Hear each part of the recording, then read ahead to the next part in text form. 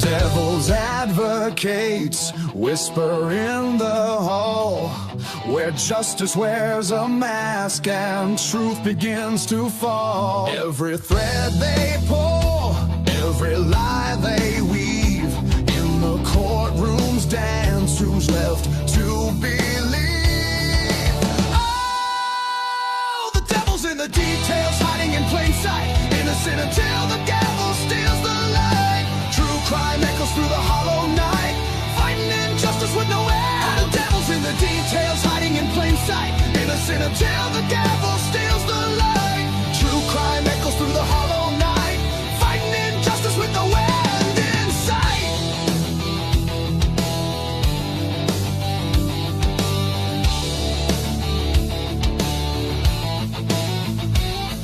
A photograph fades where the truth once stood. Blurred lines between the bad and the good. The scales they tilt with every silver tongue, while the broken cry for a song unsung. Black robes sway like shadows on the wall. One wrong word and the mighty fall. Who's a sinner? Who's a saint? The jury's out, but the verdict's faint. Oh, the devil's in the details, hiding in plain sight, innocent until the gavel steals the light. True crime echoes through the hollow night, fighting injustice with no end. The devil's in the details, hiding in plain sight, innocent until the gavel steals the light. True crime echoes through the hollow night, fighting injustice with no end in sight.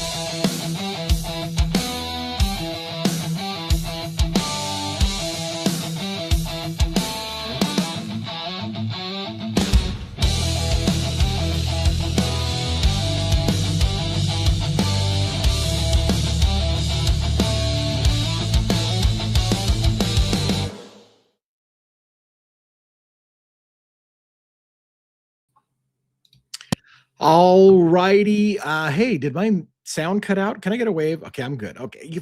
Man, I'm telling you what, man. I don't know what it is with StreamYard. It seems like our broadcasting stuff, but it seems to mess with people's sound. It's absolutely freaking annoying. Anyways, welcome to A Crimes After Dark on a Thursday, I think Thursday night at our normal time. We aren't going to have our full panel tonight. We're missing JJ State of the Deep. That was pre-planned. We're also missing our favorite Vampire 1-1 because, as we've told you before, he's getting a big promotion tomorrow, and there's going to be a ceremony, and he's doing uniform fitting and all kinds of stuff this evening, and so he needs to step away to get prepared for his big ceremony for his promotion. So congratulations to our favorite NYPD officer, now promoted to captain, and it's pretty exciting for him and also indirectly exciting for us, or I don't know if it's indirectly. Anyways, we're excited for him, and I'm sure he's way more excited because it's life-changing stuff for him. It's just cool for us. Anyways, welcome to another Crimes After Dark. We'll get our panel up here. How sad will it be? There won't be a 1-1 monologue. We won't be saying goodnight to the little man and his family and his wife and his daughter, who's too young to know that he's saying goodnight, so we just don't really mention that too much just because, it is what it is. But we'll do our best to just kick this off and get going. And by the way, we're going to have a little shorter show tonight. I'm leaving town to go to London, Kentucky for the upcoming trial, Sabrina Atkins versus Ben Fields in the Letcher County case. We're talking about Mickey Stines, who shot the judge, Kevin Mullins, and the case that's related to it. All that shit's going on, and it's fly by the seat of your pants time, and I've got flights to catch and whatever, and so we're getting some last minute stuff done here. So I also have to kind of cut it a little short tonight. So let's get everybody up here and talk about some big things in a short amount of time. All right, get Dago up first. Dago, how you doing? Whoa. Good. Wow, I'm glad your sound is better now. You did some weird shit with your sound modulation a little bit earlier, but you're sounding okay, I think, now. Forget about it. Nope. It's the Fugazi. What's in your world today? I went over the Dylan Mortensen text messages, so on and so forth, which I'm sure we're going to discuss a little bit tonight. Yeah, it was for sure. Quite an interesting show, yes. And there was there's just a lot to it, guys. There's a lot more to that little bit of document we got, in my opinion, than what we're all seeing. There's a whole lot more to it, as will be talked about and proven, in my opinion. So I'm excited about that conversation. Go ahead. Yeah. So you're ahead of me in the sense that you talked about it all. I just saw, I was doing some updates and saw Pavarotti's video on it. And I know we talked about it last night, right? We showed the document, but some new kind of bombshell discussion points came out, which we'll get into, like you said, here in a minute. So anything else you want to talk about before we bring up the rest of the panel? No, that's about it, sir. All right. Well, let's get Logan up from Bronx Tales True Crime. How you doing? I'm just so sad that one's not going to have a monologue tonight. I know. Well, if you'd like to try pyrotechnics. That was my Erica Kirk. I need pyrotechnics. Oh yeah. Oh my God. Oh my God. Yeah. Well, you're not pulling off the grieving widow thing as well. Dang it. I gotta say, yeah. Dang it. Wow. How are things in your world today? What did you do? Wonderful. I worked and I'm ready for the weekend because this whole work thing is like getting in my way. Right? You know? I get it. It's awful. Yeah. Isn't that the point? Everybody's working for the weekend. Yeah. Is that a little Loverboy reference? Did you? Yes, it was. It was. Loverboy reference. Everybody's working for. I knew you'd get it. I knew she wouldn't. Right? That's amazing. It's okay. I know what that is. You know Loverboy? I mean, I don't know who sings it, but I've heard it. Okay. It's all good. No, I mean, yeah. See, that's the great thing about the music from our generation. Everybody's heard the music, whether they are into it or not. Everybody's heard the music. They don't know who sings any of it, but they know the songs because they're that good. They're that good. Wasn't that the album with the guy with the tight pants, and there was a big whole argument about whether it was a lady's ass or it was his ass or whatever? Okay. Yep. I remember that whole thing. Yep. All right. Well, anyways. Ladies. Good to see you. And let's get Robin up on stage. She's feeling well enough, it sounds like, to make an appearance tonight. How are you doing, Robin? Yay. Hello there. How are you all, Olivia?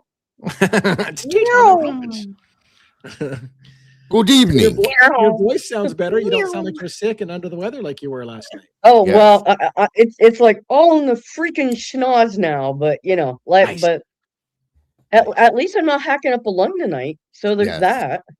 Yeah. That is good. That's a very good improvement. Stay right here. Yep. Yeah. Just right there. That's where mine The stayed. crime cat is here. That's exciting. Oh, like Coda the crime cat. Coda kitty. Yep. Oh, and then the dog. He's walking not in the background. excited, We got but, animals everywhere. Yeah. Yeah. So, well, look, we don't have a monologue tonight. I need to make sure that we're paying. And my wife's not in for the modding to help out with pinning comments. Hopefully, we have a couple of mods in here. I'll pin like a mother effer. All right. So because there's no monologue and because we're going to have a little shorter show, because again, I'm going out of town and I've got a couple of things I have to do. We're going to also meet with somebody we haven't seen for a long time. So we're taking an opportunity to meet with some friends before I head out of town. Look at the cat doing the stretch behind you. That's very cool. You don't even get to see it unless you're watching your own camera. I guess you could be watching your own camera. But let's talk a little bit about what I saw from Pavarotti today. I'll kind of jump us off because I know that Dago said he talked about it, and I don't remember if Logan said she talked about it, but I'll tell you the gist of what I got from Pavarotti that I wanted to share. And let me put it on screen real quick just to show you a screenshot. We won't play his audio, but I'm going to show it to you. If I can, I'll show it to you. I'll remove. I hate that I have to remove what was previously on here. So let me put this full screen. So this is a document that Pavarotti was showing from Josiah Roloff, who his expertise is basically digital forensics. And you can see he's got President Roloff Digital Forensics LLC. He's a Celebrite expert. And he's talking about, he was brought in March of 2025, as you can see by the signature on this document. And he was going to testify. He was one of the defense witness experts, if you will. But the shocking part to discuss is if you look at the very top of this page that we can see the screenshot, because he didn't show the whole document, DM and BM respectively. Do you see that at the top? It says on that DM and BM respectively. And it talks about in point 10 about the documents include artifacts including identifiers from peekaboo.com, which is Snapchat. What Pav was saying is this expert was going to put in DM, which was Dylan Mortensen, and BM, Brent Mortensen, her father, and he was going to put them side by side and say, look, I can prove to you, this is what Pav was saying was going to happen, and I think he's right. Josiah was going to put those two date timestamps between Dylan and her father to show that they were texting each other frantically back and forth on Snapchat and deleting messages on Snapchat before sending an open and in the clear message on the phone saying, hey, Dylan, do you have time to talk with me later today about for 5 to 10 minutes later on in the day? And that message was after, and no further Snapchat happened between the two of them after he sent the, hey, do you have time to talk today? Suggesting, as Pav said, the two of them were communicating frantically and colluding on something, and then made up a bullshit public story to say, hey, can you talk later today? And then all text messaging between the two of them stop on Snapchat. So I wanted to talk about that and ask what your thought were. Do you agree that's probably what Josiah was going to show? Is that why he was talking about artifacts between DM and BM, her father, the artifacts being just the timestamps? And like Pav was saying, what he was going to show is it'll show that Dylan sent a message to someone, and you don't know who, at a certain time. And then he would put up Brent, her dad's message, and show he received a message from someone you don't know who it is at exactly that time. And then he responds to someone you don't know, and then you'll see Dylan receives it at the same time. And so it would have taken not a rocket scientist to stick that on the stand and show the jury and say, these people are talking to each other. We don't have the messages, but I can guarantee you they're talking to each other. The times match up exactly. So explain what the fuck you were talking about, why you deleted your conversation, and then why you faked a message saying, hey, do you have time to talk later today? When you'd been talking on Snapchat for over an hour. So what do you guys think about that? What I think is that in this day and age, it's pretty stupid if you don't realize that things are not actually deleted just because you hit delete. Yeah. I mean, the message itself, right, is deleted and unrecoverable, but the trace that they had the conversation is not. Right. I'm wondering now that you've said this, and what we talked about a little bit ago too, with what Kim said to me earlier, blah, blah, blah. All of this is like my wheels are going like crazy. I wonder if, because you guys do realize that you can communicate back and forth with people on Indeed, right? Sure. Of It's course. not just the site to go. So where would you go if you were trying to hide something from somebody that you didn't think, okay, and she did a lot on Indeed, a lot. Yeah. So, and it made me wonder, like, what the hell, who's looking up jobs at 3 o'clock in the morning for that long? Right. So I wonder if that's the communication process that was going on through Indeed, possibly. And, now I'm really turning with this. That's wild to me. Yeah, Because those professional sites are just as capable of messaging. I mean, you've got Indeed, you've got LinkedIn, you've got Upworks, because I've used all those for different employment. So yeah, and they have very functional, very good messaging systems. So sure. Absolutely. That's my and if you're trying to hide your communication between somebody, you might use a third-party app, or a WhatsApp, or a Snapchat, or a LinkedIn, or any kind of a lot of them have messaging services. So it's very, and I fully believe and I said this today and I've said this before, I fully believe that Dylan, first and foremost, was following a script of sorts, was doing things as she was told to. And I think that whole, this is my own personal opinion, folks, but the whole, it's only going to take 10 to 15 minutes, was telling her to call 911 in 10 to 15 minutes. That's my feelings on that. Because that's, when Kim said that, something just locked in for me. And that whole thing makes sense to me now. Yeah. Thank you, Bianca, for one gifted. One more turn. Yeah. Thank you. We pinned that on. We should have pinned that. But there's another one that we don't talk about much. There's another we don't talk about much, and that is Yik Yak. Right. So Yik Yak, from what I understand, and I'm an old fart, so I don't use Yik Yak and whatever, but from what I understand, it's more of a local thing. Like it's for connecting people in a very small geographic. I mean, I'm like a half campus mile or thing. something. I think Like a campus. It's like right? next door. Yeah, it's kind of like, hey, Same look, we're thing. having a party over here, and you just kind of communicate with the locals in your area about what's going on in your area. So Yik Yak also is a very interesting. Who are you texting that's within physical close proximity to you during this critical window? That's important to me as well. Yes, talk a lot about that Yik Yak one. Yeah, and I think if there was somebody that was able to, well, I know there is, to break down and get the messages from all of those apps that were being used that night, it might tell its own story, you guys. Yeah, and I can tell you already, simple AI can do some amazing things. Yes. I took 4 screenshots of ingoing, outgoing phone calls from various phones and put it into to AI and said, analyze this and tell me what's happening. And it built a whole narrative. Well, so-and-so called so-and-so, and then so-and-so texted back, and then and they can take what's hard for us to look at with our human eyes and then interlace it and build a table and say, this one happened first, this happened next, whatever. Right. This other phone got this. And so I want to do that with all of these. I want to take that big document and run that through and say, tell me what analyze this and tell me what most likely is happening. And I bet you it'd be very, very interesting. Very good idea. Good point, sir.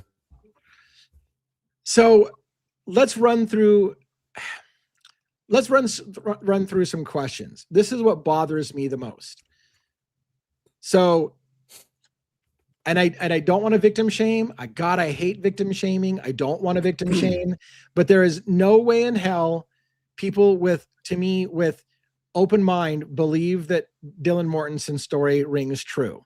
So the question becomes, what scenarios make sense for why Dylan is taking pictures and videos and texting with people and then deleting the messages and hiding it, waiting 8-9 hours to make the phone call on 911.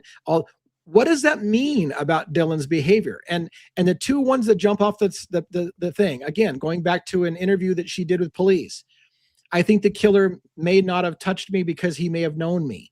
So that was one of their comments. She told on herself. Yeah. He may have known who I was and he left me alone. So the question becomes, did Dylan know for certain what was happening that night and covered it up? Or did she know the killer and she doesn't want to rat on the killer, so she's just keeping her mouth shut about it? Or, like, what scenarios to you? Because to me, Dylan hiding what happened means that she's afraid that she's going to somehow get implicated somehow. That's what it means to me. Why else would you lie about it? If people got murdered in your house and you know they got murdered, why not just say they got murdered in my house and I had nothing to do with it? The fact that you're trying to hide what happened indicates you're somehow afraid that if the story comes out, you're in trouble. So what scenarios would make Dylan in trouble? Go ahead. She knew it. She knew. I'm going to answer both to your question, Lee. Both. Because I truly, honestly, at this point, and I have for a while, but this stuff kind of almost iced the cake for me, for lack of better terms. But I think she knew it all. I think she knew exactly what happened. She heard it all. We know that. And I think she knows who did it too. And very likely is involved in that aspect of it, in my opinion. So that's my appealing. Before I ask the next question, because I want to ask a more pointed question, I want to know what Logan and Robin think about it as well. Like, that's that part alone. What other scenario could you have on why Dylan's trying to cover up what happened? If she, what makes you think? What logical explanation is there for covering up what happened? I mean, logical would be that she knows something. She knows enough to feel guilty about it. She knows enough to try and hide things and lie about things and tell a different story or whatever the case is. So the only logical thing I can come to is that she's either involved, knows who's involved, let somebody in, purposely left the door unlocked. She has some sort of culpability in this. Yeah, that to me is the only option. What do you think, Robin? I got another point I want to make. What do you think, Robin? Yeah, exactly. I have said for a long time, I think she, and again, allegedly, but I have felt for a long time that she was involved some way, shape, or form. And I think Quinn was involved, because why else would someone be protecting you? But who better to protect you than your boyfriend, who is and or now we have involved to in that ask, and kind of or her crime? dad. Your dad Right. too. Right? Yeah. What about her dad? Yeah, but I'm saying that particular night, she said Yeah. she felt like the person that was perpetrating the crimes was protecting her. May have known her and was protecting her. Yeah, didn't. But Yeah. her Right. dad texted her, and she didn't even say like, "Oh my God, Dad! Like I need you, get here." Or, Right. "Look, this just happened in my house." Nothing. Right. She's pretending like everything's fine and saying, "Yeah, we can have a chit chat at 2." Yeah. Oh my gosh, you make a great point. How is it that, oh, I'm so scared, we're calling 911, my friend's unconscious, but her dad's calling and she's like, hey, everything's great, yeah, we can talk later. Like, what happened to the paranoid, terrified shit, panic. the show that gets put on when you call 911? So there's none of that terrified bullshit until the call comes in, and then the show begins, right? Then I'm so scared, I don't know what to do. Like, that begins. Can I respond to something that was directed at me? Yeah. So, as always, Jeff poking the bear. Dago believes that Dylan's an Oscar award-winning actress, and I don't buy that. I think Dylan tried her best to recall the night before. We've had this conversation before. And honest to God, I don't care what you think I believe, Jeff. That's fine, okay? The point is, I'm not the only person, first off, that believes this, okay? If she was trying her best to recall the night before, she didn't have any kind of a fucking problem recalling it when she was talking to Nunez or Jack Decor or anybody else that she put that show on for the next morning. So what was she trying her best to recall? It all came out like water. It was flowing. She didn't need to recall anything. She had her phone with timestamps in her hand. Why didn't she just say, well, it wasn't pretty much at 4 a.m. It was 4:17, 4:22. You've got it in your hand. Right. Exactly. And I'll back you. Yeah. Here's my phone. You can look. Go ahead. Here's my phone. I'll back you up further. I would back you up further to on Jeff's point. She wasn't an Oscar-nominated actress. It was a fucking horrible performance, in my opinion. It was horrible. It wasn't Oscar-nominating worthy. It was a fucking horrible performance. Most people don't buy her performance. So there's no Oscar nomination involved in that. It was a shitty performance. It didn't look good. It didn't look authentic. So it doesn't even look like an Oscar-winning performance, in my opinion. And that other statement towards Logan about she couldn't be certain of the photo of Brian. She said she never saw him before. So there was no couldn't be certain. She had no idea who Brian was. She was shown a picture of Brian and didn't recognize him and couldn't identify it. Exactly. So none of that's true. And let me tell you another thing that I've said this before, but I don't say it a lot. I find it personally very telling to me, and I know it's not proof of anything.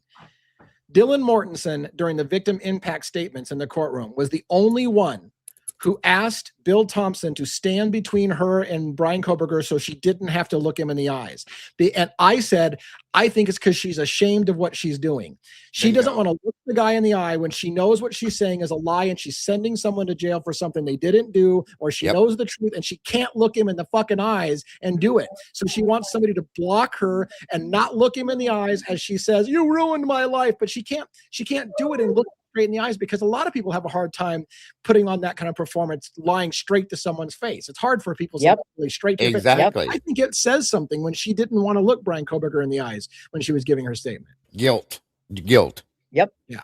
Yep. Dylan tried her best at what? Lying? She did. She did a great job at lying, and it was still a shitty job. So the other question I was going to ask that's more pointed is, if Dylan knew something that was going on or knew the killer or whatever, what are your feelings of, did she lure Kaylee back to the house?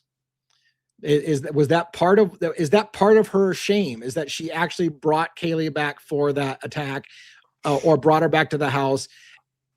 What are you guys' thoughts on that? Did she lure Kaylee back? Ladies first. Go ahead, Robin. I think she did. Now, whether she was put up to it or did it on her own for whatever her personal reasons, we know that her and Kaylee were not BFFs. So, to me, there has always been some jealousy there. And like I said, if there's a reason that somebody wanted Kaylee dead, that if we're going to go the Quinn route, okay, and people want to say that frats can't be involved, I don't believe that. Because to me, it's this whole perfect storm. I keep saying it. It's this whole perfect storm in that area. I believe that she could have been the point person to get Kaylee back there. That's what I think. Yeah. Logan? I think it's highly possible that happened, but I haven't made my mind up on whether that was 1,000. I'm not set on it. Like that was 1,000% a lure. It very, very well could be, but I don't know. I just feel like with that one, I'm not like dead set on it. I'll say 90%.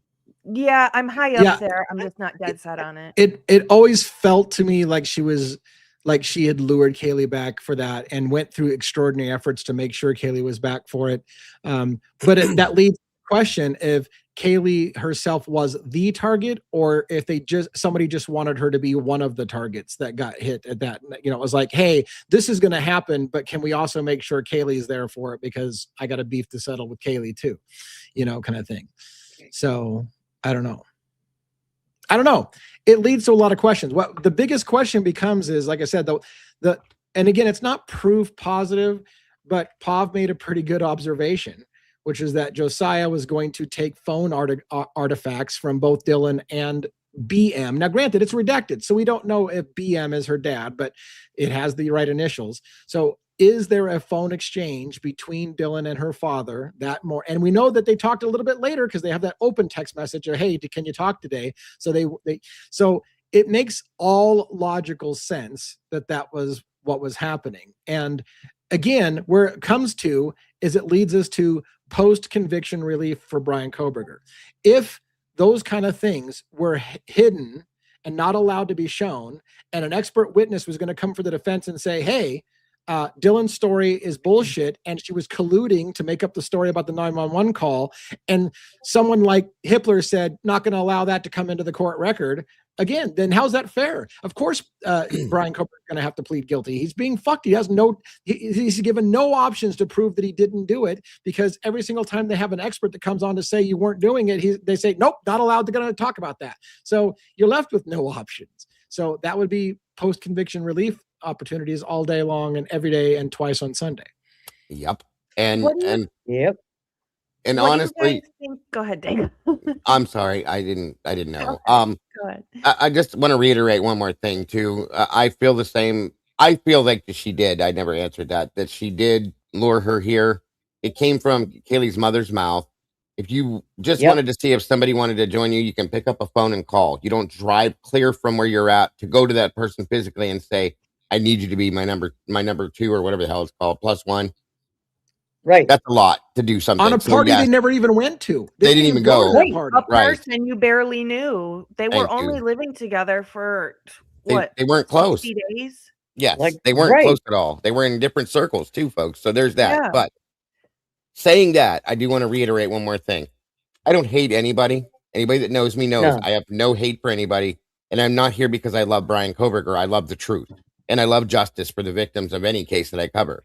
That's why I'm here. So I don't hate nor love either way. So I'm just telling you, that's not a point for me. So moving forward. What do you guys think about the fact that Bryan Kohberger is listed on the plaintiff side of the WSU lawsuit? It's like now the Gonsalves family want Bryan Kohberger to be on their side so they can get a bunch of money for it. You missed that here the other night, didn't you? We did. Oh yeah. Well, it's a great question. Don't feel ashamed for asking that. No. I didn't mean that. $1 million question.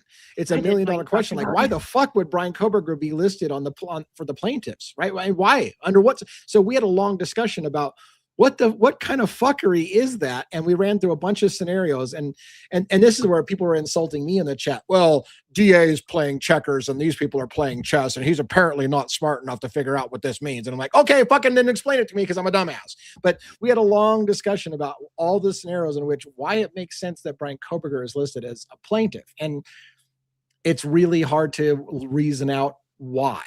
I think that it's Steve G's way of putting Brian on, like prosecuting Brian. Getting what he didn't get. Yeah. Right. He wanted to hear Brian say, you know, how he did it, why he did it. You know, he wanted more information. And if he can't, in a sense, that might refresh Steve's mind and maybe allow him to process the fact that maybe he didn't do this. Maybe this is something else. If Brian can't give any answers to that. That's the thing though. Like I'm still in my gut. I still believe Steve Gonsalves knows in his gut this was done by more than one person. Yeah, and he knows that. And he believed the trial was going to bring it out. Here's what I've said it before. I believe Steve Gonsalves was told, don't worry, when this goes to trial, we'll get the rest of them. There's others involved. We'll get the rest of them. And then they accepted a plea deal where he did it alone. And then he was robbed of that. Now, the only problem with my logic in saying that I think that's what Steve's mad about is that they robbed him of the other people is that the last thing Steve said on the court steps was they need to make Brent Kopacka say he did it by himself and nobody else, which goes against then I'm certain you know that other people were involved. So I don't know how to deal with they need to make him say he did it alone, which they did. They made him say he did it alone. Yeah. That's all they did. But they never proved that. That's the problem. And when we talked about this the other night, wasn't there more of a psychological aspect we added to this at some point? I can't remember that conversation, but there was something a little more deep rooted that we had brought to the table about why they would have put him on the plaintiff's list, witness list. Well, and I think it had to go with it. How to explain this? It was really deep. It had to go with the idea. So it allows Brent Kopacka, if he testifies, it allows Brent Kopacka to say the things he never got to say before. So he could come on there and open up a can of worms and say, I didn't do it by myself. I had accomplices. And while that would fuck them in the WSU lawsuit, because they would lose the whole, you could have stopped Brent Kopacka, it does open them to sue Moscow, Bill Thompson, everyone in the prosecution that bumbled the investigation. And so maybe they're just going to switch who the target is and they're going to go after, because we know Steve Gonsalves has no love for Bill Thompson. He shit on Bill Thompson and said Bill Thompson's going to own this bullshit. He fucked this case up. He robbed everybody in this family.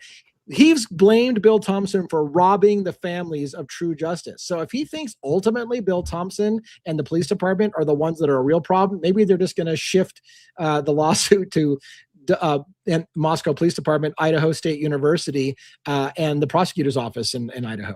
So, and this is really important to note here. If Brian wasn't able to describe details, or he got details mixed up that weren't actually factual, I mean, that right there, in a nutshell, is proof of innocence. I have to say it. I know I'm talking a lot, but I have to say it. They asked Bill Thompson, why not make Brent Kopacka give details about what happened? And Bill Thompson's answer was, we were afraid he would negate his own plea deal. Why would you negate your own plea deal? Because you would say something that wasn't true.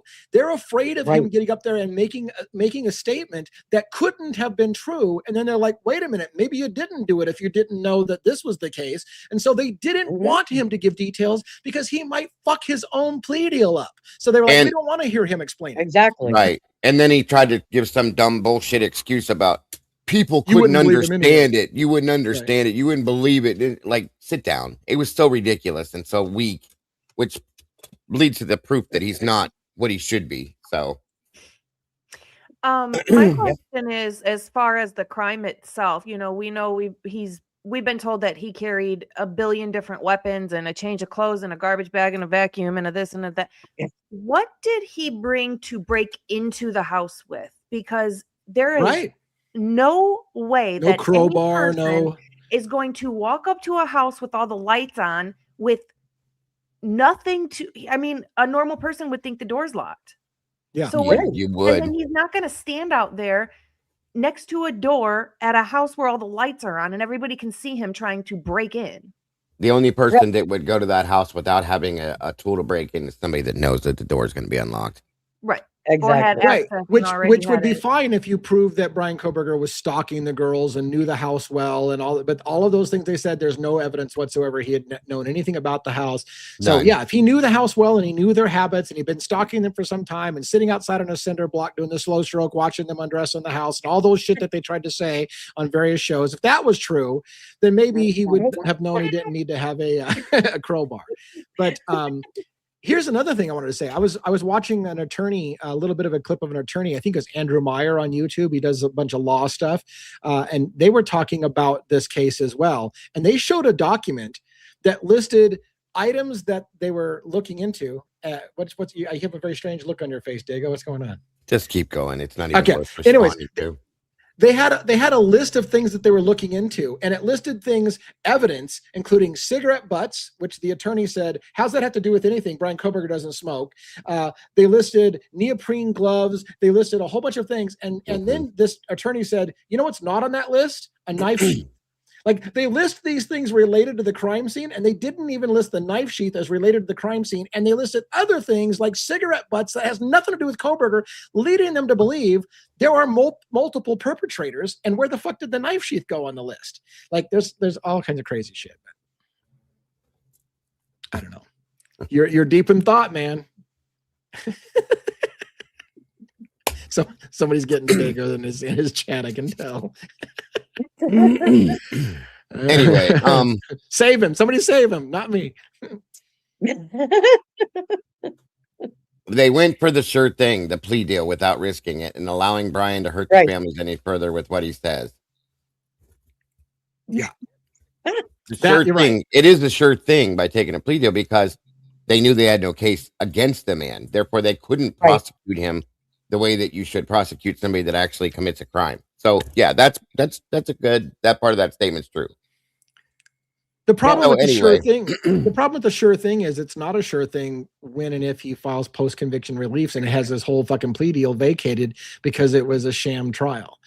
So we'll see. And when they prove that the prosecution was lied, completely lied, and they're prosecuted. Well, they tried to, because it's very hard to do that, folks. I understand. But when they go after the prosecution and people like Ashley Jennings proclaiming she didn't have stuff that she had and things like that, I'm just curious to see people's reactions to that. Well, we can only, and again, when I say that we can only hope that that happens, it's not because of those a-holes out there who say that we just love Brian Koberger. We love murderers and we want a murderer to get away with it. No. You guys are all missing the major point. Again, exactly. The problem is that we, being feeling like we're fairly intelligent people, know that crime didn't happen the way that they said it did.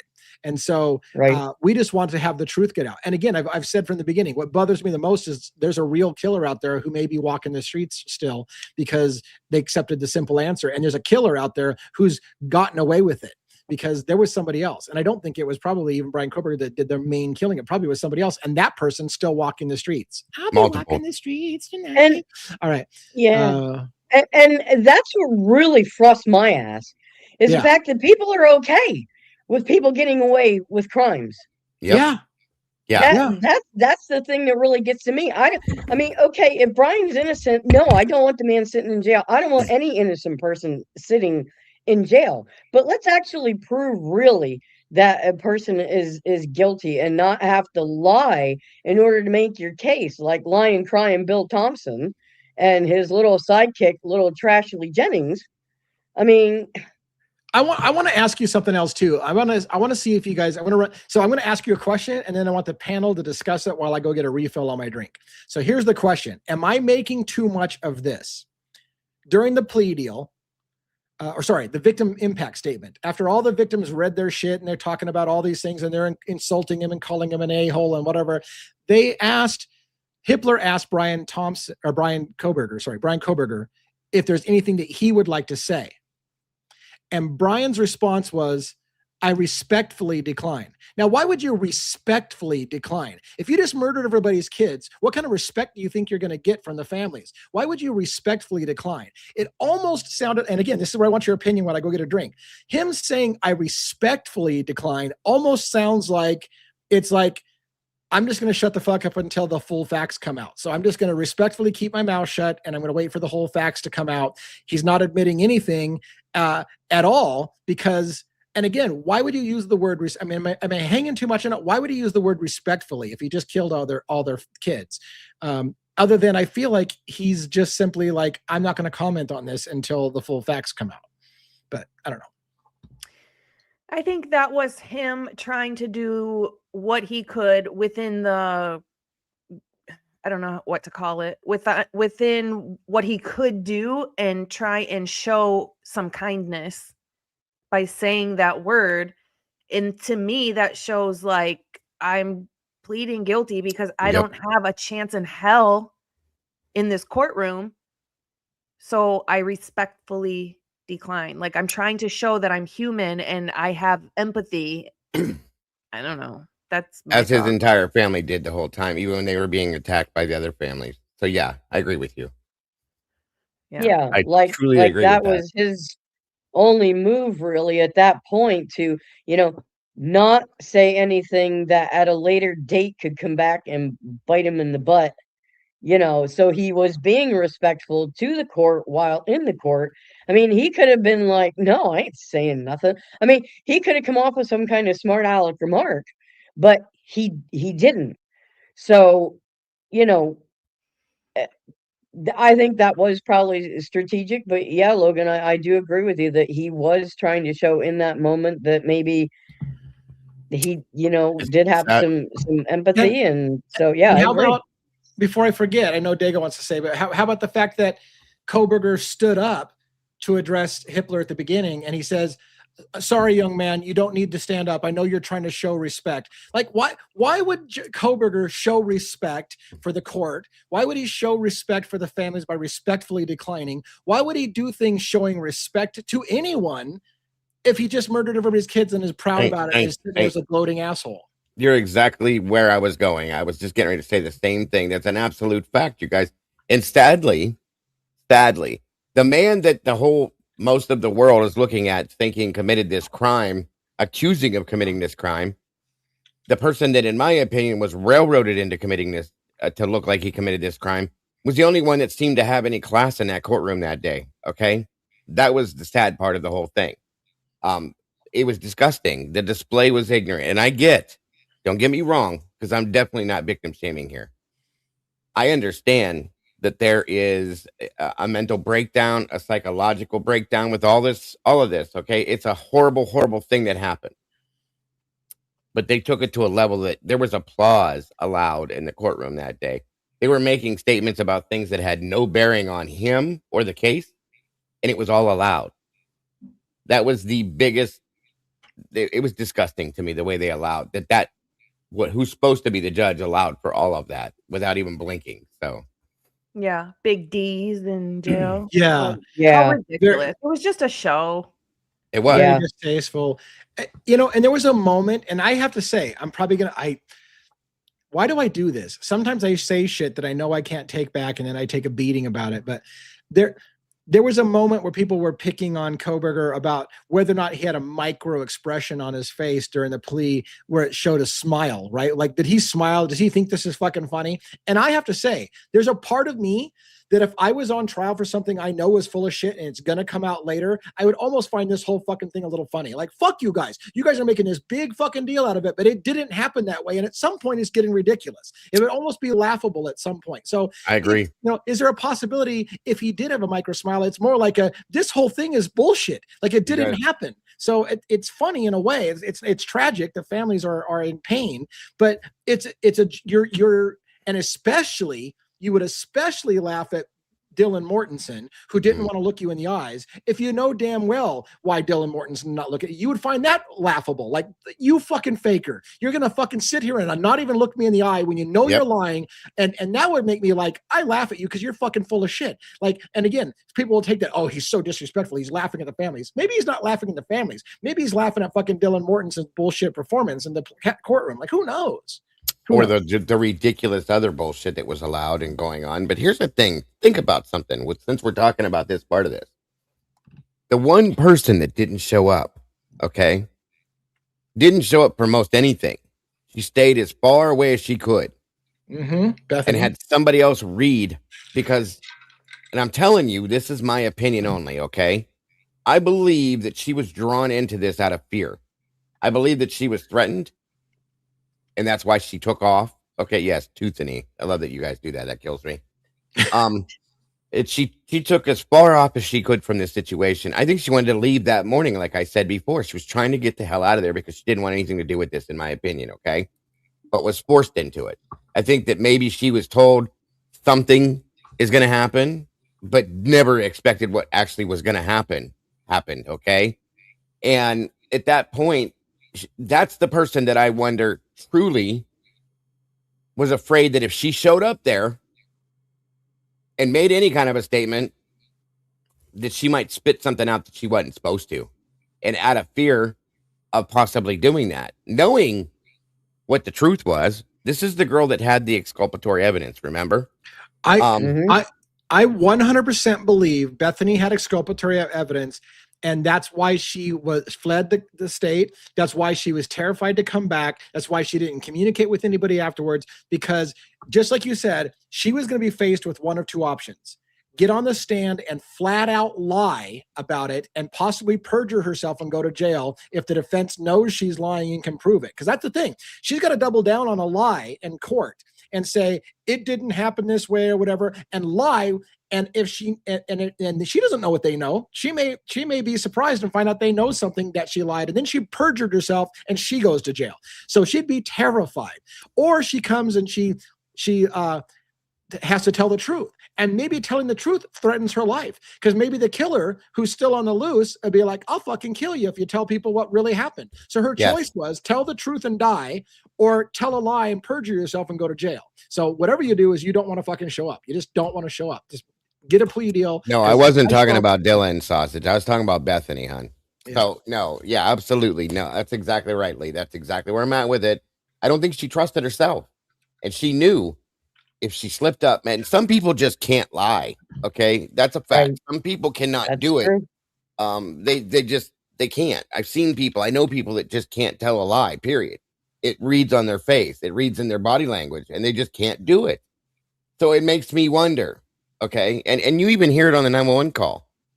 Dylan has to force her to go in the house on the call. If that's the way that really went. No. You come on. We have to go inside. She didn't want to go in that house. Yeah. And she didn't want to go in the house because she knows what's in the house. She knows what's in the house. She knows what happened. She knows who did it. She did. Sorry, Logan, go ahead. No, you're fine. I was going to say two things. Bethany might actually be the CI, because she's the only person who was like allowed to leave the state, and then they went to her. They didn't make her come back to the, that could be, it could be because maybe she was the CI. But the other thing I was going to say is I expected Bryan Kohberger to at least maybe blush or turn red and get heated when things were said to him. But he didn't at all.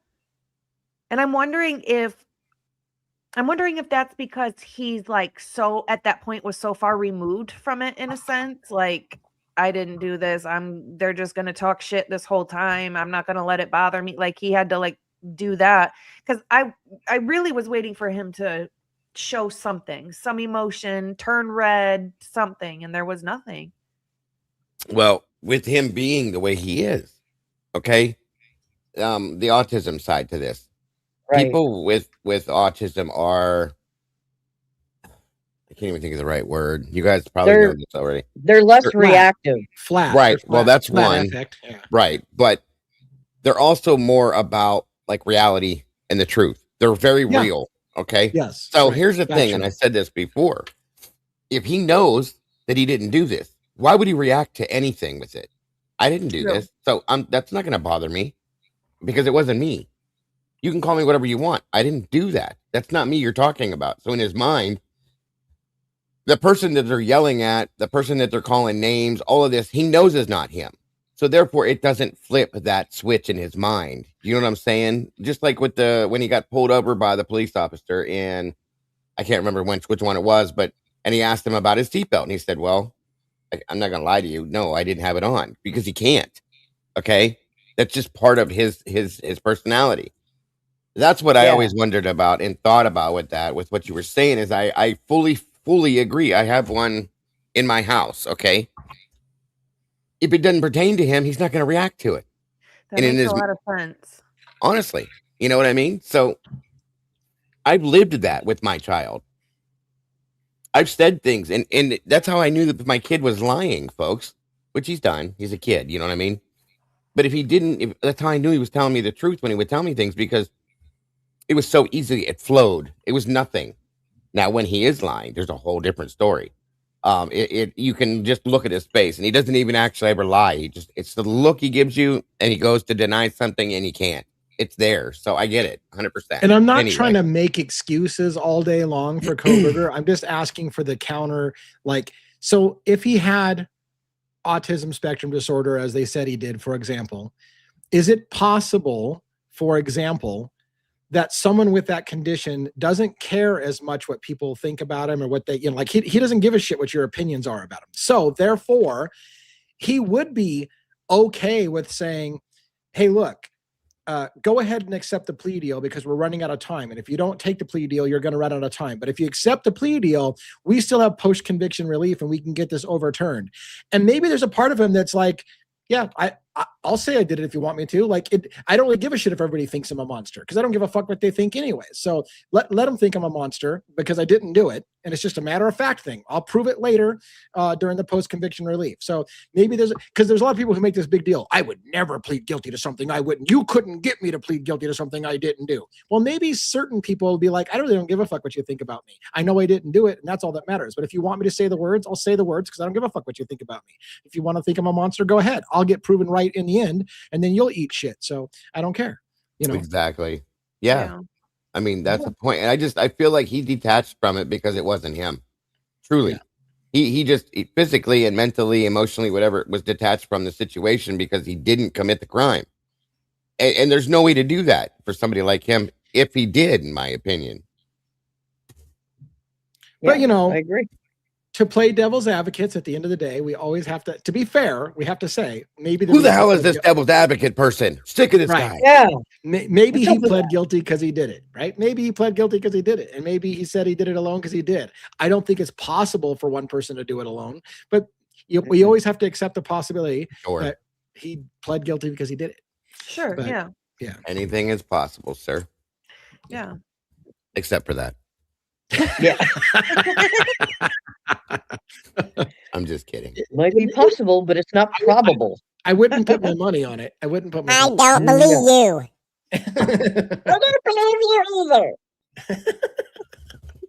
Wow, that's good. That's a whole bunch of bullshit. Yeah. Shit. All right. So we talked a lot about Idaho 4. I want to talk just briefly before I lose, because again, I need to wrap up in about 20, 30 minutes so I can get something. Is any of that hearing or trial going to be televised, Lee? Which one? The one you're going to? No, it's not going to be televised, which is the reason why I'm going in person instead of instead of just watching it on TV. So I thought we could get you on TV again. Well, maybe outside if there's a court presence, but it seems like nobody really, it doesn't have the national attention that it should have at this point. Well, they know about the main case. I don't think they know about the other stuff. You know what I mean? Yeah. And I don't know how they don't. Like, how do you miss Mickey Stines is actually on the witness list. He's going to be there to testify, at least on Zoom, if not in person, at that trial. Like he's at this one. It's related, but anyways, I'll call the news stations like I did with John Ray. I'm sure you will. By the way, as a real quick aside, that courthouse in London, Kentucky, I was trying to find the rules about whether or not I'm allowed to bring a phone in or a laptop and take notes, or whether I have to take handwritten notes. And so I went to the website for the Kentucky courthouse, and it had a 1-star out of 5-star rating for the courthouse. And every comment was, oh my God, that is the most horrific bathroom I have ever fucking been to in my life. No one changes the toilet paper. No one cleans the bathroom. That's the most nasty but on the positive side, all of those comments were for like 5 years ago. So hopefully in 5 years, they've actually cleaned the toilets. I hope. That would be horrendous. But Jesus. I don't even know what I'm walking into in that courthouse. Well, you said the courthouse is like the size of a garage, didn't you? So it's a pretty small courthouse. Yeah, it's a federal courthouse. And here's the thing. Here's what scares the shit out of me. This scares the shit out of me. I don't know if the media is going to pick up on it, so I don't know who's going to show up. I heard it's a tiny courtroom and it's first come, first serve. I also know that Sabrina has got friends and family who are going to try to show up and be there. And then you have to ask yourself, am I the asshole who's going to make a friend or family not get into the courtroom that day because I need to cover it for my YouTube channel? And so a friend or family can't get in because it's first come, first serve. And I'm standing in line at midnight to get in at 8 o'clock in the morning. Like at what point, but I didn't fly across the country not to get in the fucking courtroom. So anyways, it's a tough one, but that's what I'm planning on doing. I went through the entire Ben Fields deposition. I'm going to be reading Sabrina Atkins' deposition. Some new crazy shit, by the way, came out when we were reading the Ben Fields deposition. And I know a lot of people don't know the case, but not only was Ben Fields, who was a deputy sheriff uniform and all this with that, did he get convicted of rape and sodomy of a woman in the judge's basically back chambers of the bathroom area. But it turned out, I read in his deposition, I was shocked to find this out. His wife, Angie Fields, Ben Fields' wife, Angie, she worked in the courthouse before she married him, and she was under his supervision, and he had sex with her in the bathroom as well when he was over her in a superior position. So he had sex with who became his wife in the bathroom in a superior position. This is a habit of this guy, using his authority to coerce women into sex, one of which he ended up marrying, but then others not so much. But I was like, holy shit, this has been going on with this guy for quite a long time. So anyways, crazy story. Well, just make sure you take plenty of cleaning products with you. I'm going to clean the bathroom. I'm going to ask for some money. Take sanitizer at least. Anything, is there anything else new that's come out with anything else that over the past 24 hours? Any news on Guthrie or any news on any other cases that's broken and changed in the last 24 hours you guys can think of? Wasn't there something new that dropped, Logan, with I know you follow it. I don't think Robin, are you following Nancy Guthrie at all? I did not hear anything today, but again, we didn't hear anything today that was new. I didn't get to follow too much on it. We do, but we didn't hear anything. I was just gonna say I did get I love this too. There's a possibility, it's not written in stone, but there is a possibility of the Guthrie family, Savannah, Annie, Tomas, Carmen, all of them, or not Carmen, Jesus, I just read chat. Cameron, sorry. It was talked about that there could be a suit filed against old Skeletor herself, Ashley Banfield, for putting out a false statement, and I loved it. Though, because the word was those two were friends at one time, and now, karma's real, folks, and it's coming back around. That's all I'm saying. I hope it happens, because she made a direct statement saying she got a statement from a very, very, very reliable source. Obviously not. That Tomas was a very high on the suspect list for this case. So. And it turned out not to be true, and they're counting, they're suing. Yeah. That's probably where Savannah's going to get her $500,000 to donate the money. Probably. Probably. Thank you, sausage biscuits. Do I drink bourbon? Yeah, I do. I do. I'm mostly a whiskey guy, but I think I've liked bourbon. That's what I used to drink was bourbon. I loved it. Yeah. I had a friend that was really big into bourbon, and I think I still have an unopened bottle of nice bourbon that he gifted us. I'm pretty sure. I haven't cracked it open though. When I quit drinking, I was a heavy Crown Royal drinker. That was my thing, and Yeah. Anything else like that, I liked it. I was in that mode too. So. I've had Crown Royal. That's good. Yeah. Odd question. Why the hell are we asking questions about it? Do I drink that much on camera that that people ask me my alcohol flavor? Not that I can tell. I mean, every once in a while. Oh, she wants to give you a gift basket. Jesus. Oh, that would be sweet. That would be sweet. Yeah. Cool. I would love bourbon. Yeah. And then I would toast it on a Friday night. If you want bourbon, go to Kentucky. That's a fact. Yeah. Yeah, Captain Morgan's. Also, I love Captain Morgan's as well. So yes, I'm familiar with those drinks as well. I'm not such a drinker that I know like the nuances between a bourbon and a whiskey and all that. Well, I know what vodkas are, but like the point being is like I'm not really a big alcohol snob. So I don't know them all, but yeah, I've had my share. Thank you, Bianca, for the $5. She says, I adore this community and the whole panel and channels. Thank you, my dear. I appreciate you. Thank you, Bianca. Thank you. Thank you very much. Thank you. My favorite drink is a chocolate monkey. What the hell is that? What's in it? This bartender where we used to go do karaoke, she made it was chocolate ice cream, Kahlua, Bailey's, chocolate Bailey's, and rum. Yeah. That's one of those kind of that bites you when you don't expect it. That sounds thick. That didn't turn in your stomach? Yeah. Oh. My favorite mixed drinking and dessert all in one. I mean, come on. I would say my favorite mixed drinks have been a Long Island iced tea. I like that. I like, and the one I order all the time, but I stopped ordering it when I would go to any kind of bar kind of thing because they always look at me like, what the fuck are you asking for?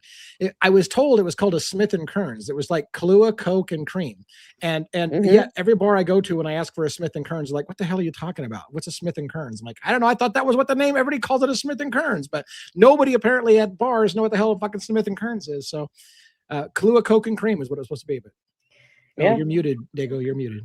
Huh. I didn't know that was called that, but I've heard of that before. Yeah. My mother used to drink the white and black Russian. She was a big Kahlua fan. Oh, and what's that? The slippery nipple or the camel? It's like butterscotch schnapps and several really sweet ones. Yeah, that's the one. The slippery nipple and then the fuzzy navel and Oh, mine was a brain eraser. Oh, that's what that was.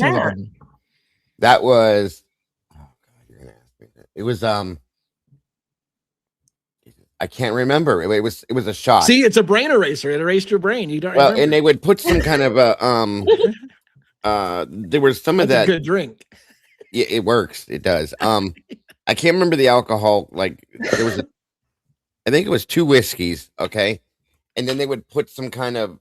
Maybe it wasn't whiskey. Anyway, it was very strong, and then they would pour something in it that would coagulate that looked like a brain.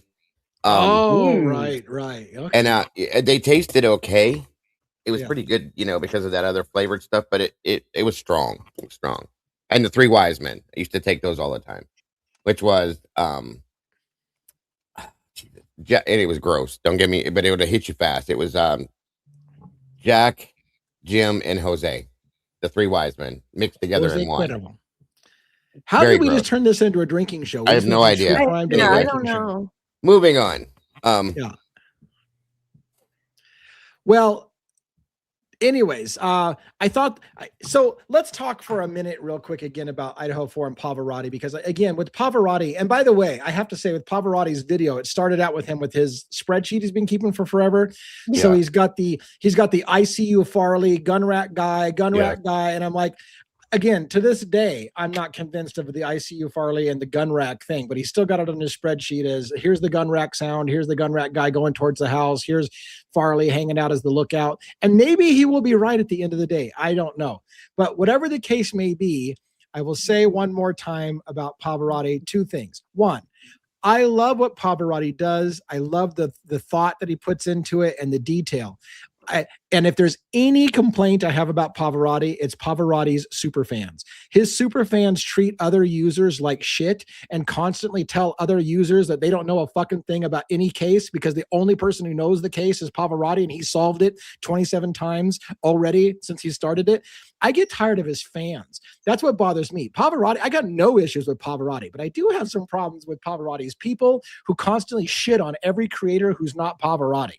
I don't know how he feels about his super fans. I don't know if he likes it or not, but that's my only problem. I think Pav's great. I could do without the people who tell everybody that they're a piece of shit if they're not Pavarotti.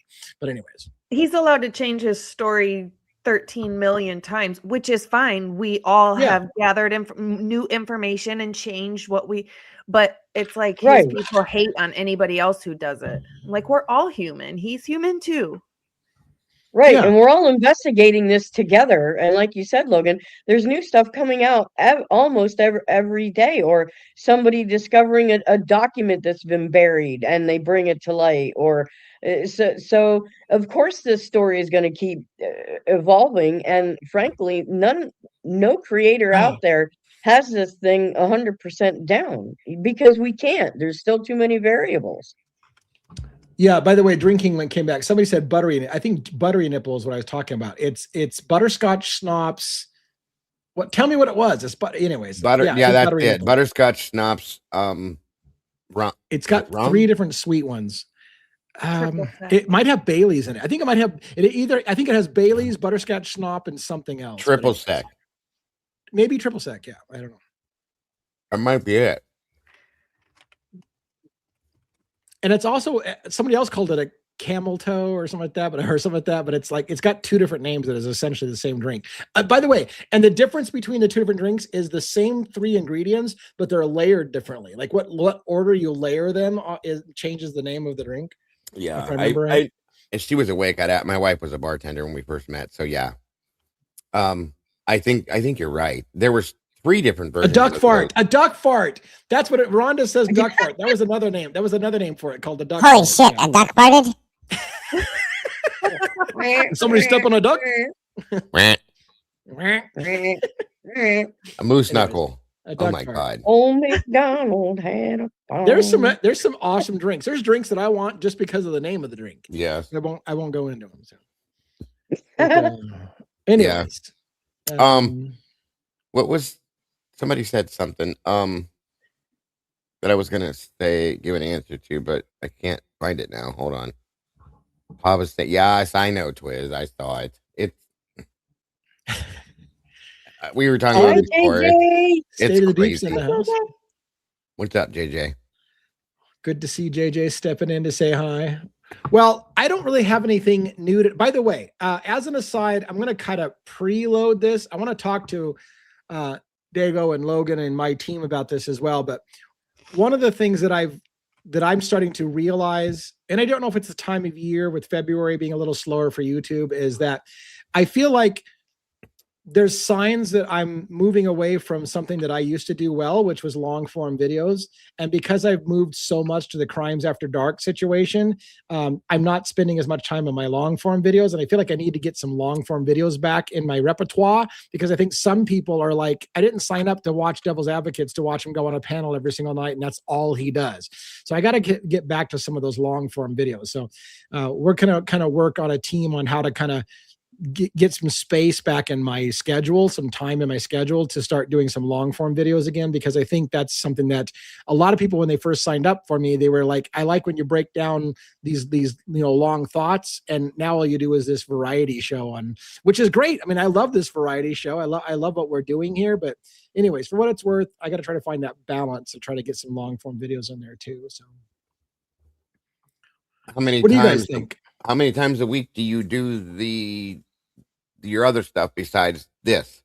Well, that's the thing. I mean, I used to try to do every case of four or five cases, one every single day, and have a drop. But the problem was is that then I ran into the problem of Idaho 4 would be hot and heavy, and everybody wants to talk about the new thing that came out when it's now Mickey Stines Day or it's now Luigi Mangione Day. And I couldn't be the only guy not talking about the latest news in Idaho 4 because it's Luigi Day. So I had that problem. So I'm constantly trying to figure out what is my thing, because if everyone wants to talk about Idaho 4 every single day and I've got other cases, how the fuck do I cover my other cases? You're gonna implode yourself doing that. Here's the problem with that is that these other cases, there's nothing like flowing on these cases regularly. That's the problem, because I used to do that too. Back a couple years ago when I was covering 3 to 4 cases every day, I was constantly doing it, constantly. But they were all hot at the same time. They were all pushing the same amount of info out every day. When they stopped doing that, it's hard to do that. So I had to. You can't just make stuff up, right? Right, and people get tired of hearing the same circle of conversation about the same damn thing. So you know, so I had to start reaching out and covering other cases and putting other ones on the back burner and coming back to them at a later date when things would be released. I went 6 months, probably 8 months, without talking about anything in Idaho other than like a hearing or something that would happen, because there was nothing falling out from it. So in turn, I had to fill that spot with another case. That's what I was doing. So, and they were shorter cases, most of them. They were quicker cases. They were bing, bang, boom, which is very rare. But yeah, that's the only way I found a way to like make something like that work. But I know exactly what you're saying. And the problem I have, and I don't know the solution, I don't even know why I'm talking about it on the show, but the problem I have is when I started this, I did not want to be an Idaho 4 YouTuber. I want to be a true crime YouTuber, and I want to focus on high profile cases to teach people about the legal system and the problems in the legal system and the systemic problems in our system as a whole. But yet I can't get away from only talking about Idaho 4 because nobody seems to want to give a shit about any other thing than Idaho 4. And I'm like, I don't want to be an Idaho 4 only guy, but if that's all anybody wants to talk about, what do you do? Well, so, I don't know.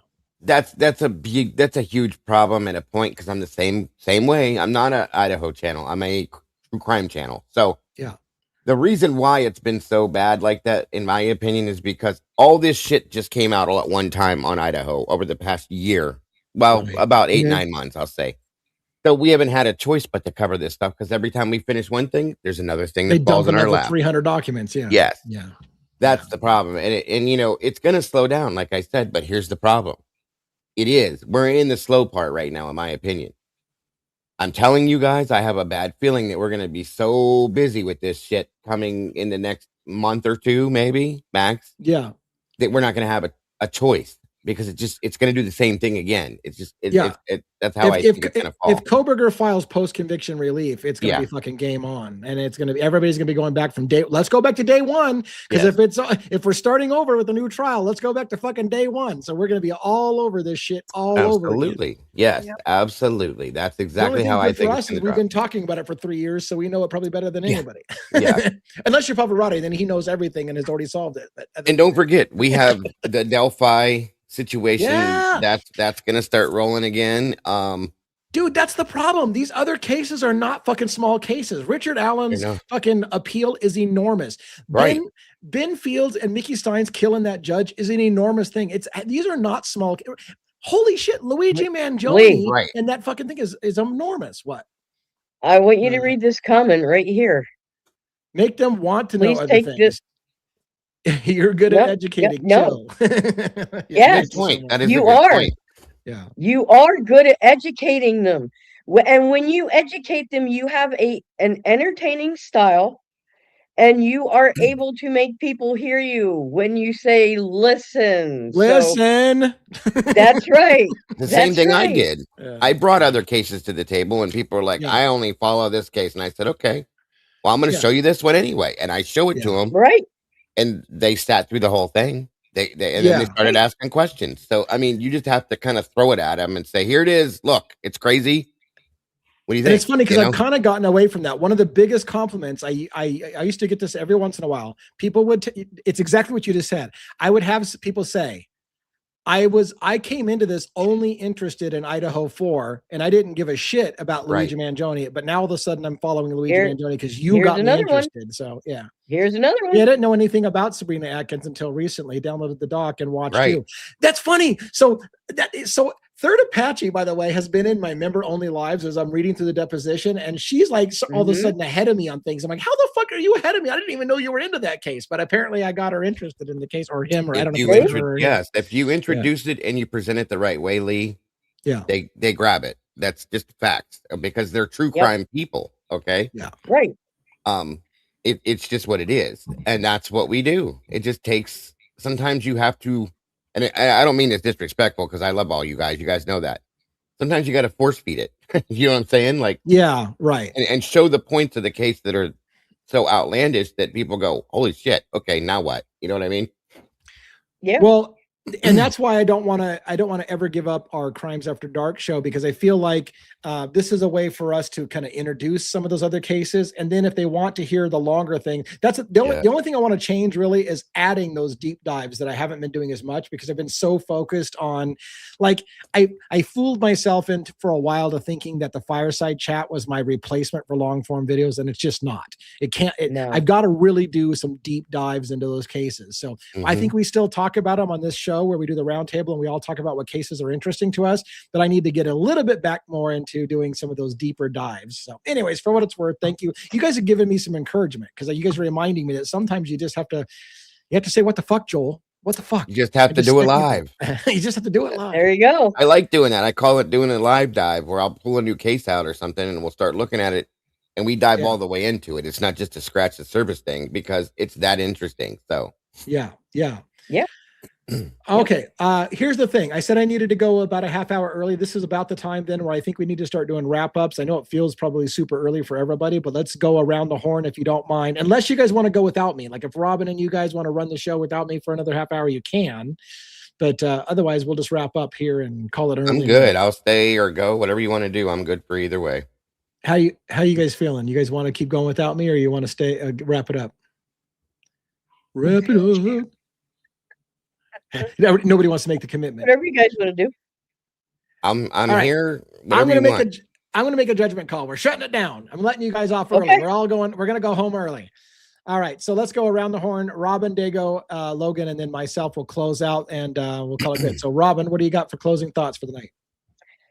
Well, I have to say, I am so proud, and I know I'm not alone in this, of 1-1. And if you are watching and listening, sir, we just are so thrilled for you and for your family, and the NYPD better appreciate you, just so much, because we are so proud that you are a part of this family. And we know that you are going to go on and do better things, but you ain't getting away from us. So don't even try it, buddy. I know. Part of me, Part of me was worried. Part of me was worried, like, oh man, we're gonna lose him. Like he's gonna have new duties, and he doesn't know what his rotation's gonna be, and he might be on some kind of thing where he can't. But then I'm like, you know what? It is what it is. If we have to. But here, I know him. He wants to be part of this so bad that he will stay with us and he will make it work somehow. But again, if he can't, he can't. Like the reality is that's a life-changing thing for him. And so whatever happens, we'll have to work around it. We may have to change things. We may have to change things to keep him on the show. So we'll see how that works. But congratulations, 1-1, on your promotion. Again, we're all proud of you. Again, for those who don't know, one of the most touching things ever was when 1-1 presented me with a challenge coin. It's a sign of respect from law enforcement to give somebody a coin that's got their precinct on it. He also gave me a special card that's like an honorary I'm a friend of a police officer card that, it's kind of like a get out of jail card thing, or a free card. You're like, hey, I know a cop really well at NYPD. Anyways, he gave me those signs of respect that you are a friend of law enforcement, and it means so much. I didn't even know what it meant until I went back and I had to Google it. I had to be like, this cop gave me this super badass coin, and they're like, that's a huge honor. And I'm like, fuck, why didn't I say? Like, I didn't know what it was. So I apologize for that, but also thank you so much for considering me a part of that community, and it means a lot. I got to shoot firearms with NYPD officers at a private range. That was super cool. Like everything about that relationship has been super badass and a blessing. All right, Dago, did you want to say some close? Sure. Thank you guys again for joining us. As always, amazing. Just it's amazing. All of it. And I want to reiterate what Robin said. 1-1, we love you. I've only known you for a period of time, and I instantly just felt that thing with you again. Just same I did with Lee. You're part of the family, part of the. Very proud to say that you're a friend and part of this. That I'm part of this with you. Congratulations, sir, Captain. Very proud of you. And again, I hope that doesn't take him away from this. But thank you to all of the moderators in here. You're all amazing, every one of you from each channel. Thank you to all of you. Again, we couldn't, nor shouldn't ever try to do this without you because you guys are so amazing. And again, thank you to Logan, Robin, and Lee for having me tonight, along with my community. Our community, I should say. I keep doing that and I don't want to. Our community, because we've all become one large community. I'm very proud of that. And love to all of you guys. Don't forget to love yourselves, love each other, and don't change nothing because, again, you guys are the beautiful people. And have a wonderful night, folks. Thank you so much. And yeah, it's too like that whole captain, my captain thing. It's cool having a captain on the show. That's so badass. All right, Logan, what do you have for closing thoughts for the night? Once again, congrats to 1-1. We are so proud of you. Can't wait to hear about your new position and how it's going. Do something nice for yourself today. Be kind, but more importantly, be kind to your animals. But before I go, I do want to say thank you to all of our mods, to our entire community. Thank you, everybody, for always showing up for us. You guys are just so irreplaceable. I hope everybody has a great evening, and we will see you live tomorrow on Bronx Tales. Awesome. All right. And as for me, I'm going to go visit some friends that we haven't seen for a while before I am leaving on the jet plane. I got to go over to London, Kentucky. I'm super excited about that. So I'm excited about my trip, although it includes a lot of days before the trial and after the trial that I don't have to fucking be there. So in a way, I'm hoping I can find one of those like last minute red eye flights back so I don't have to spend, but I will be on our show. And by the way, I am dedicating myself to making at least 1 or 2 long form videos to get in that routine of doing long form videos, even if I have to do it from an Airbnb. I'm going to make it work somehow. For everybody else, thank you for coming. We'll see you again tomorrow night for probably my last Crimes After Dark before I catch my flight, and then I will be off on Sunday, and I think I should be back on Monday's Crime After Dark. So tomorrow night, then I'm off Saturday, Sunday, back on Monday. In the meantime, thank you all, and thank you for my panel for giving me a little pick-me-up. And I told you that I have some kind of like, man, just something's going wrong with the channel, and you're like, you guys gave me a lot of words of advice and encouragement, and stick with things and do what you do best and teach people to get interested in the cases, and I appreciate all of that. Until next time, everyone, have a great evening and take it easy. Good night, everybody. Good night.